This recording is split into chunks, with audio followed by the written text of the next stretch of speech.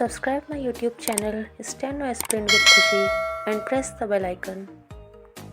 दड़ी start.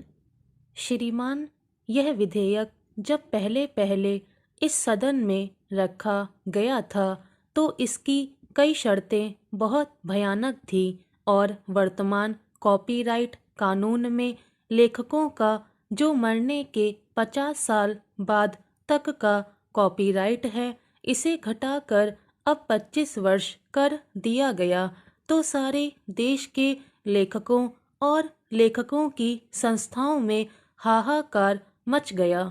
जिसके बाद एक कमेटी बनी जिसने सारे विरोधों पर ध्यान रखते हुए और जो दूसरे देशों के कॉपीराइट कानून हैं उनकी जानकारी रखते हुए एक छोटी सी फेहरिस्त तैयार की और वह मौलाना साहब के पास भेजी गई।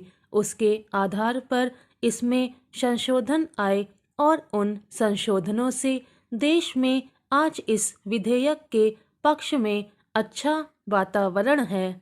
इस विधेयक में दोष तो अब भी दो एक हैं, लेकिन यह विधेयक पहले विधेयक की अपेक्षा अधिक उत्तम है। मेरा ख्याल है कि इस विधेयक को नमक और तेल का कानून नहीं मानना चाहिए।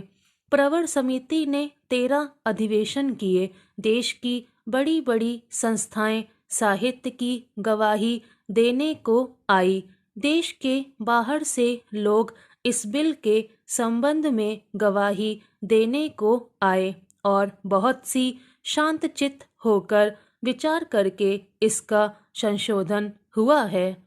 अब चूंकि इसका संबंध लेखकों, कवियों, कलाकारों, सिनेमा के व्यवसायियों, अभिनेताओं आदि के साथ है, इसलिए इस पर बहुत गंभीरता से विचार किया जाना चाहिए और ऐसे कानून बनाने के समय सरकार को इसका ध्यान रखना चाहिए कि वह देश को कहाँ लिए जा रही है।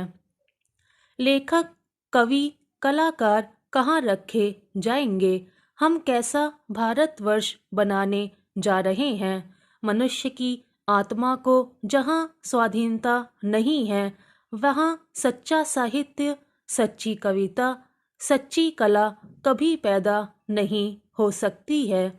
इसलिए मैं कहता हूँ कि इस कानून का समर्थन करने या विरोध करने से पहले हमें सोच लेना चाहिए कि हम लेखकों को स्वावलंबी रखना चाहते हैं या परावलंबी।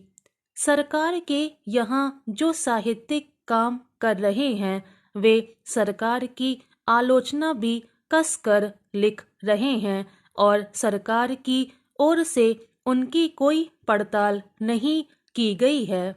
यह बहुत अच्छी बात है, जो इस बात की सूचक है कि यह सरकार लेखकों की स्वतंत्रता में हस्तक्षेप नहीं करने वाली है।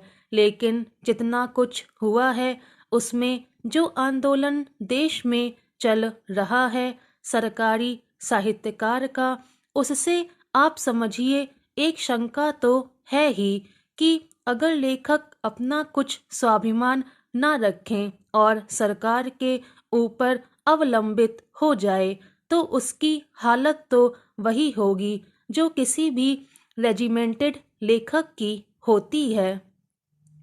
उसका स्वाधीन चिंतन रुकेगा और धीरे धीरे उसमें वह चिंगारी नहीं रहेगी जो सरकार को पसंद नहीं आती है।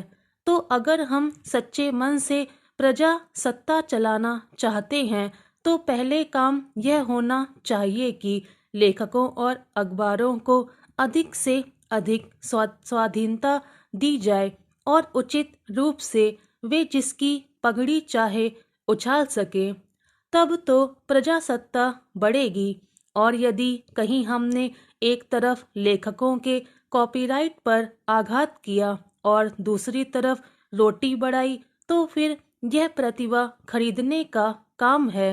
हम सब लोग प्रजातंत्र का समर्थन चाहते हैं और इसलिए उचित है कि लेखकों का कानून इस दृष्टि से बनाया जाए कि लेखकों को अधिक से अधिक स्वाधीनता रह सके। सबसे बड़ी स्वाधीनता रुपए पैसे की स्वाधीनता होती है, दूसरी स्वाधीनता नहीं होती। स्टॉप।